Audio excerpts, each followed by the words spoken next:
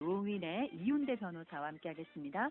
변호사님 안녕하세요. 예, 안녕하십니까. 네, 자 오늘 소개해 주실 판결 어떤 내용인가요? 예. 아파트 매매 계약을 체결하고 4개월 후에 누수 현상이 발생한 경우 매도인에게 책임을 물을 수 없다는 판결이 나왔습니다. 네, 그래서 사건 내용을 말씀드리면서 그런 부분에 대해서 말씀을 드리고자 합니다.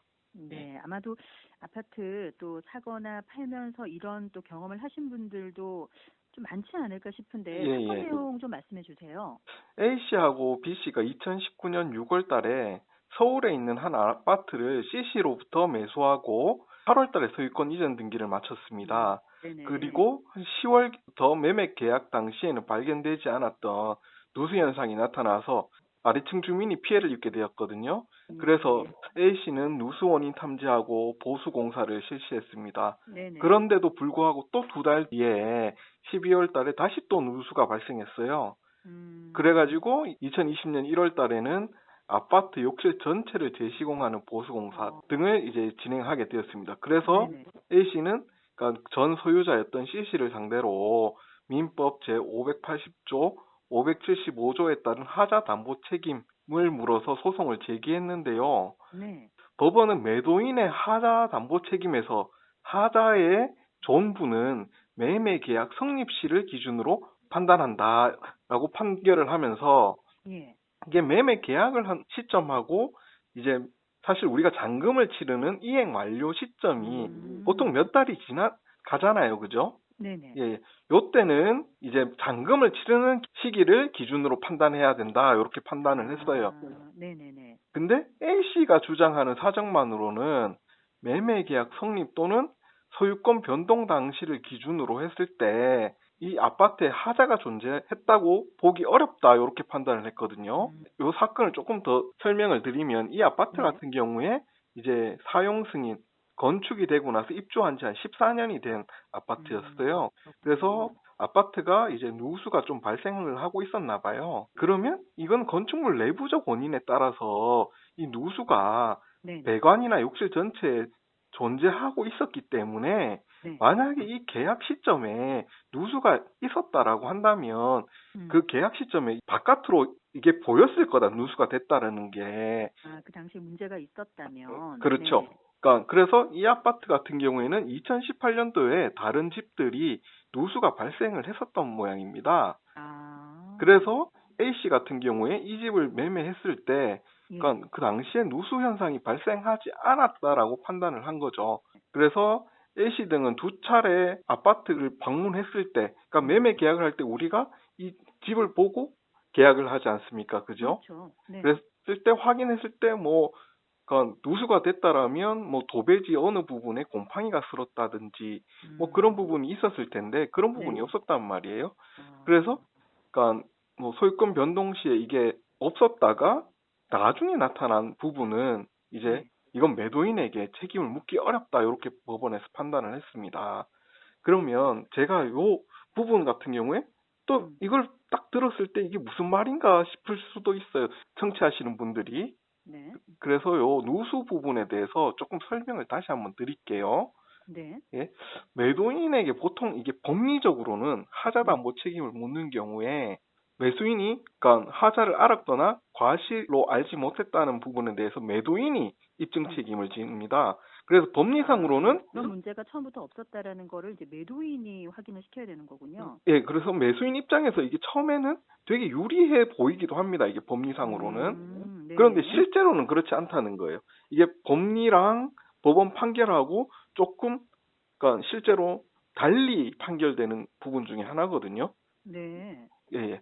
이게, 아니, 그러면 예, 저는 예. 궁금한 게 실제로 지금 이런 일들이 이제 뭐 여러 아파트 사정상 많이 발생이 될 것 예, 같은데 예, 예. 특별한 어떤 기준 같은 거는 지금은 없는 상황인가요? 그 기준이 기본적으로는 있습니다. 네. 그러니까 누수 어떤 같은 거요? 경우에는, 네.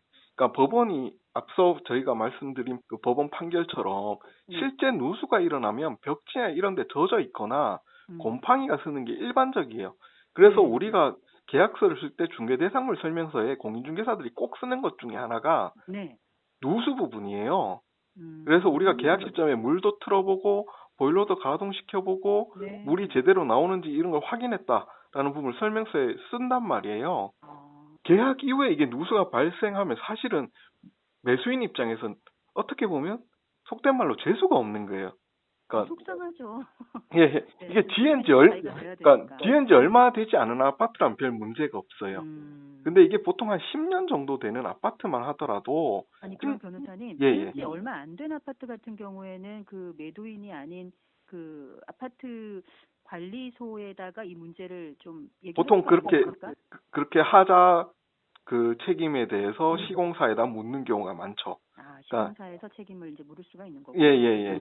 그런데 이제 한 10년 정도 되면 네. 이게 그러니까 보증 기간도 끝이 나고 그다음에 이제 매도인 책임지 매수인 책임지 이게 시시비비를 가리는 경우가 되게 많아요.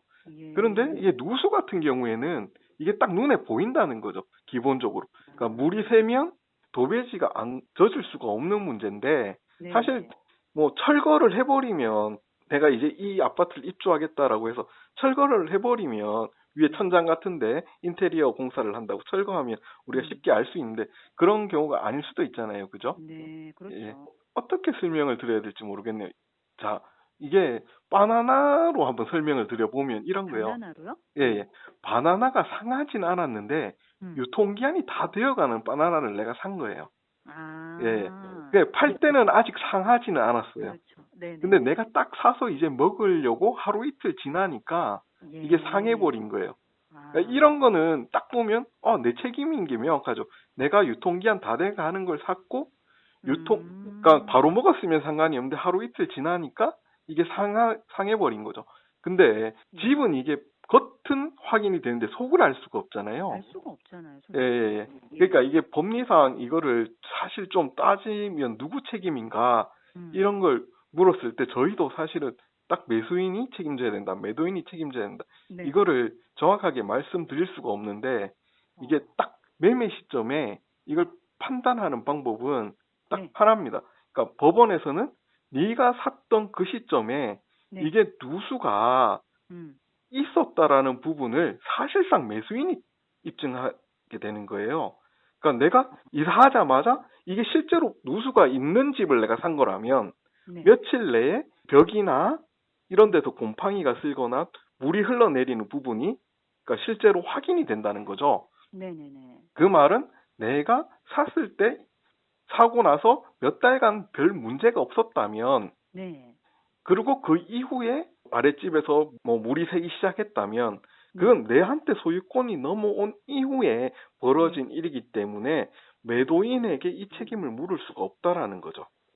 그래. 그러면 어떤 뭐 이제 기간이라든지 예, 예. 매도를 하고 뭐 몇 개월 이내 뭐 이런 기준도 없습니까? 그런 기준이 사실은 없습니다.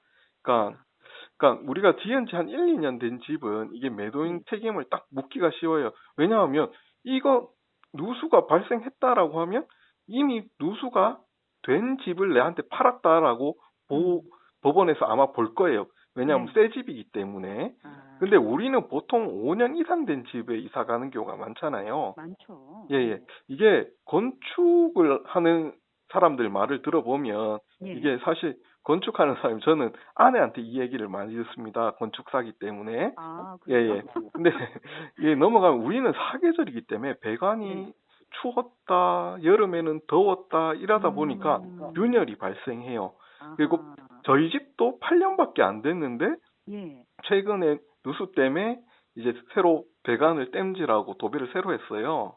그러니까 이런 이게 우리 건축 기술의 문제가 아니라 계절의 문제, 그다음에 뭐 습한 거 이런 것들의 문제 등으로 발생할 수 있는데 그러니까 어떻게 보면 법원에서 판단하는 시점은 우리가 소유권을 잔금을 치르는 날 소유권을 받아오지 않습니까? 그죠? 소유권을 받아오는 그날 누수가 있었냐 없었냐를 기준으로 판단을 합니다. 그래서 방금 저희가 말씀드렸던 사건처럼 계약을 하고 나서 소유권을 받아온 다음에 2달 후에 밑에 집에서 누수가 발생했잖아요. 네. 그렇게 되면 이제 소유권자인 내가 책임을 지게 돼버린다는 거죠. 그 전 주인이 가지고 있을 때까지만 하더라도 문제가 없었던 게 내가 가져오자마자 바나나처럼 내가 사서 몇 달 후에 상해버린 거죠. 이 집이. 이렇게 생각하시면 될 것 같아요.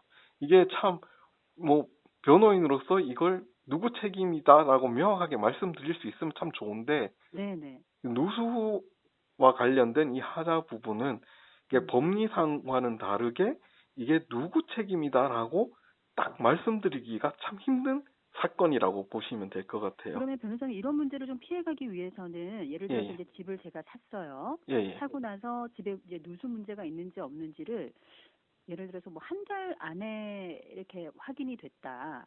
예, 그런 예. 경우에는 가능할 수 있겠습니까? 그것도 저희가 딱 어떤 기준이 말씀드리기가 있나요? 힘든데, 아, 어떻게 보면 명확하게 판단을 할 수 있는 건 인테리어 공사를 하다 보니, 전기공사 같은 걸 하다가 보니까 배관에 물방울이 싹 스며들고 있었다. 이런 네, 부분을 확인을 딱 할 수 있으면 누구 책임이라는 게 명확한데, 네, 이게 딱 사고 나서 한 달. 지금 음, 저희가 말씀드린 이 사건도 사고 난 지 2달 후에 누수가 발생한 애매한 거거든요. 기간이긴 하네요, 정말. 예, 예. 네, 그러니까 이게 내한테 소유권이 넘어오고 나서 예, 누수가 발생한 건지, 내한테 음, 소유권이 넘어오기 전에 누수가 발생한 건지, 이거를 음. 법원에서는 기준으로 잡고 있다는 거예요. 알겠습니다, 예, 예. 변호사님. 아, 정말 변호사님 말씀대로 딱 결론을 내릴 수 없다 보니까 좀 더 답답하다는 예, 생각이 예. 드네요. 그러니까 딱 그 소유권자 기준으로 누수 발생일을 딱 음, 기준으로 잡는다고 보시면 될 것 같아요. 알겠습니다. 자, 예, 하여튼 뭐 우리 일상에서 좀 많이 일어날 수 있는 부분이라서 이 예, 예. 부분도 좀 한번 중요하게 짚어볼 부분인 것 같기는 합니다. 예, 변호사님 오늘 소식 고맙습니다. 예, 감사합니다. 네.